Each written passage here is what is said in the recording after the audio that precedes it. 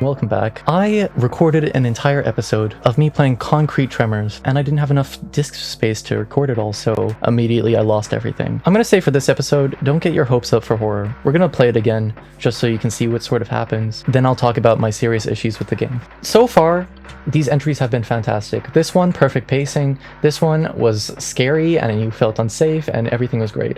This one was a little bit less of a strong entry, but it was still a solid entry. I think this one is the one where I have the most issues with, and we'll talk about that once we're finished with this playthrough.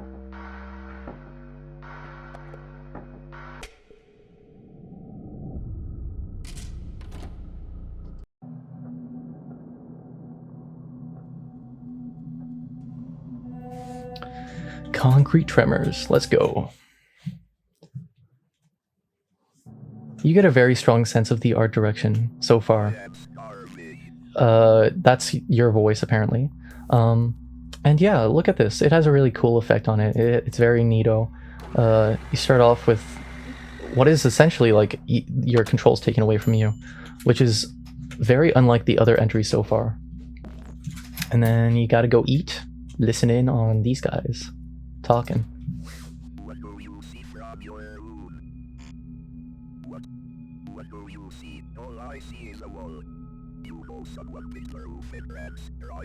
Really?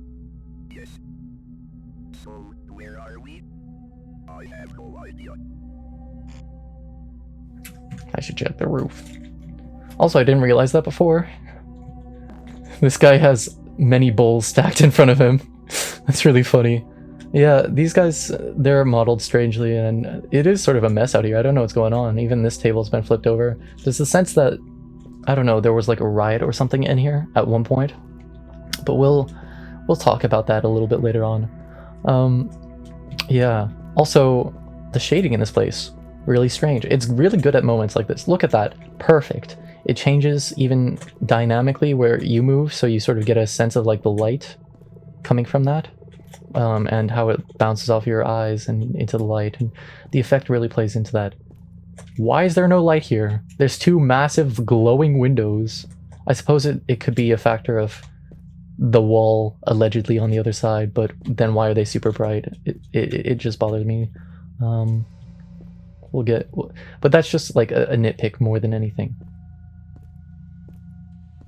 I'm sorry I'm coming out of this with sort of a negative energy. Also, look at this amazing scenery. You get like this sort of what I would describe as sort of non-Euclidean. Oh, look, that's where that happens. Okay.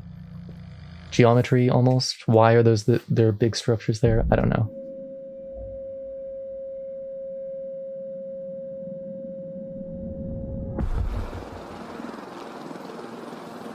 Players on move. Permission to open fire.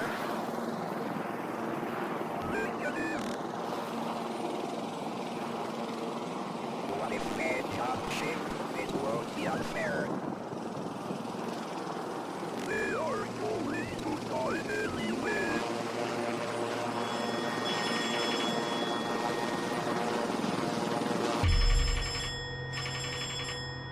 There's a lot of foreshadowing that happened there, that after replays, I fully understand.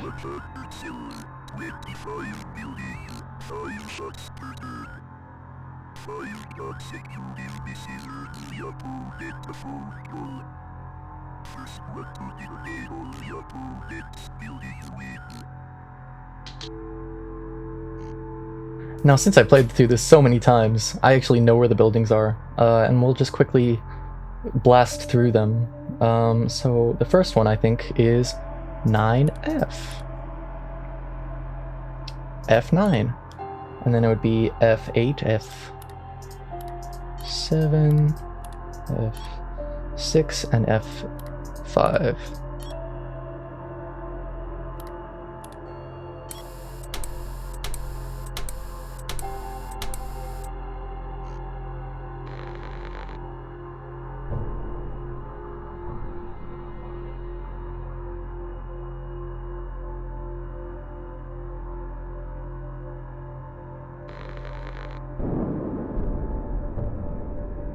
He always shoots 5 at a time, which really bothers me, and it feels like he has aim lock, but it really puts pressure on you. Not in a good way, just sort of a way. So now we have 9. We have I9, H9. We have I7, H7, and then 3A.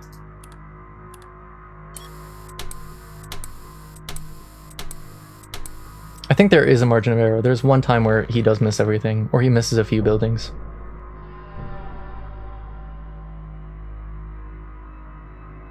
Yeah, that turn.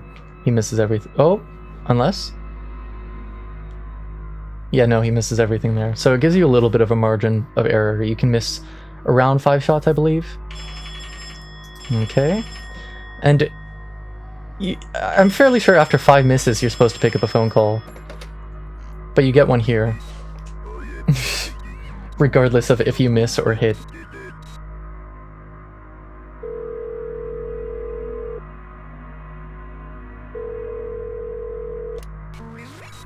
Hello, I am from the Occupational Safety and Health Administration.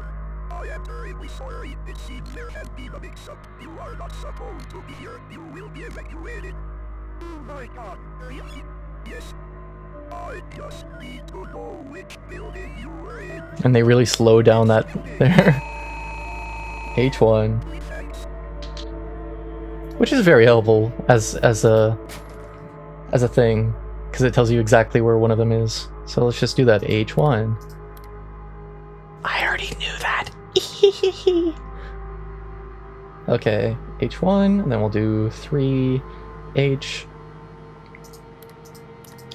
and then 4H, I think. And then we'll do another 2 for, I think. So we'll do 5 and 6A.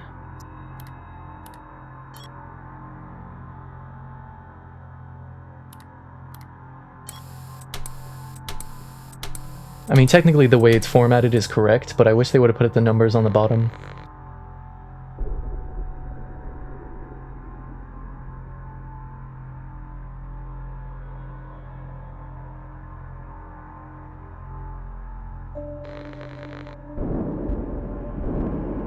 There we go, they took out a 5. Oh no! Okay, so we're missing 2H. Yes. And then we're missing 3 C, 3D, and 3E. And we're missing 1 C.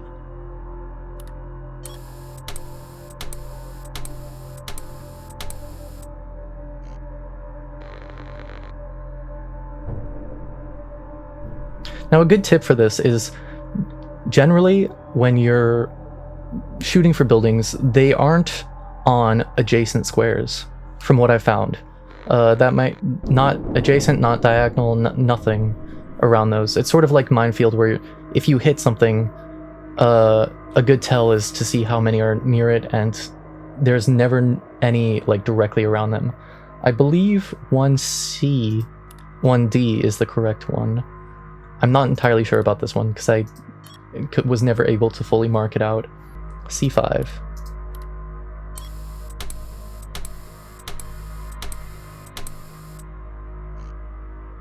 I'll tell you what, it is very helpful that all of their buildings are placed... Oh, I think I got them all. There we go, game over. And this is what happens if you win. They're all placed in the same areas, which is very helpful for replay plays.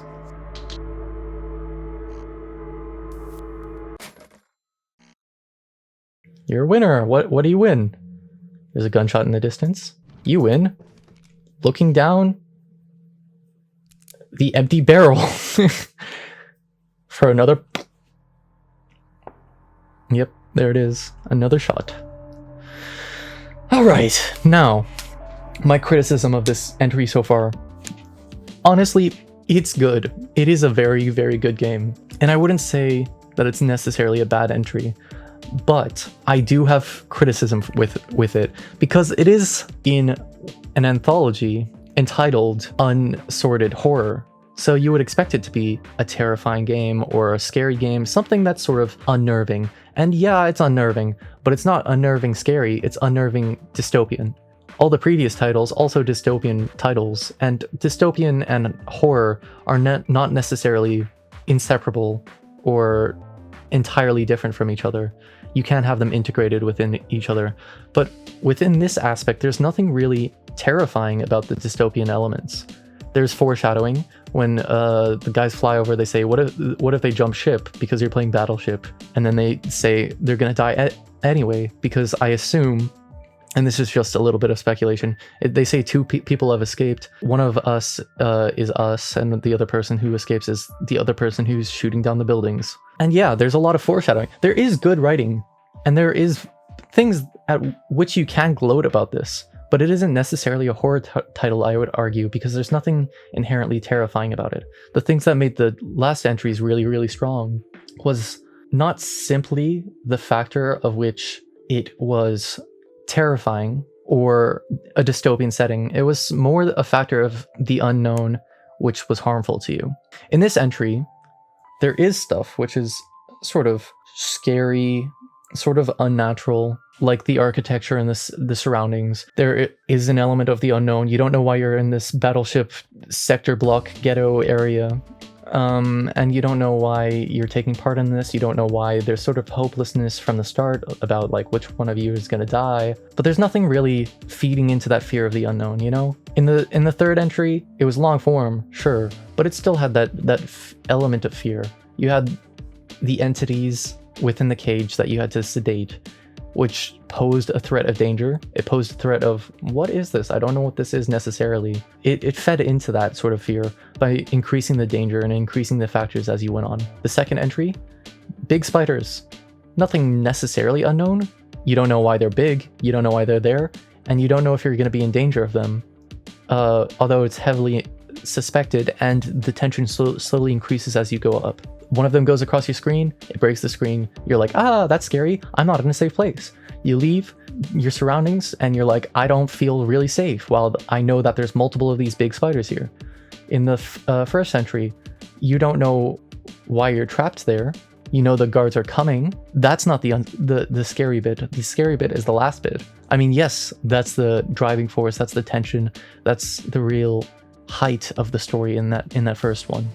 But I wouldn't necessarily argue that the fear of the unknown is fed by that. I would argue that it is fed by the ending.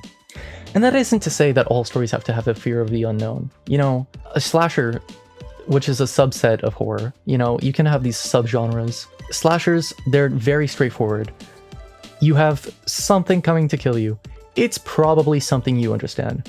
Depending on that subset of the slasher, it might be something that you don't fully understand. Freddy Krueger, he's scary because he comes to you in your dreams. Why is he coming for you in your dreams? You don't know, although it's explained as you go on through the film. Jason, terrifying. You don't know why he's coming to kill all of them at the beginning, but you slowly understand it. You know, Michael Myers, very scary slasher. You don't fully understand, but it's pretty well explained, I would say, as you go through the film. But in this one, neither of those factors are played through. It's just a game of Battleship with a nice atmosphere. Not nice, haha, nice as in it's very well depicting the horror of a dystopian setting, especially with the effect. Even though it's not realistic, it's still incredibly immersive. I just think that this one had a real issue of pacing, of introducing the features of the game. I suspect anyway, that it is a factor of it being a game of Battleship, and most people understand how to play Battleship. Although this one has a little bit of a modified rule set where it's like you can't place buildings right next to each other. It just feels like a very weak entry compared to everything else. And it has nothing to do with the fact that it's too long or it's too short. It is just mainly a factor of there aren't enough elements in play. It was paced very poorly, and I think it was really leaning on the factor of the aesthetics. The effects it has and the geometry of the surroundings and the environment is very strong. and I would argue it's very well done for the game it is. However, the game it is a very poor entry in the expectations built up from the title of Unsorted Horror. And I think that's just my main gripes with it. I'm sure there's other factors that I'm forgetting to mention and stuff like that, but I think this is definitely the weakest entry of them all, just because it was marketed very poorly. And maybe it could do with a little bit of lengthening and a little bit of you figuring out that you're trapped before you go into this sort of horror. Maybe understanding the elements of what is enforcing these rule sets.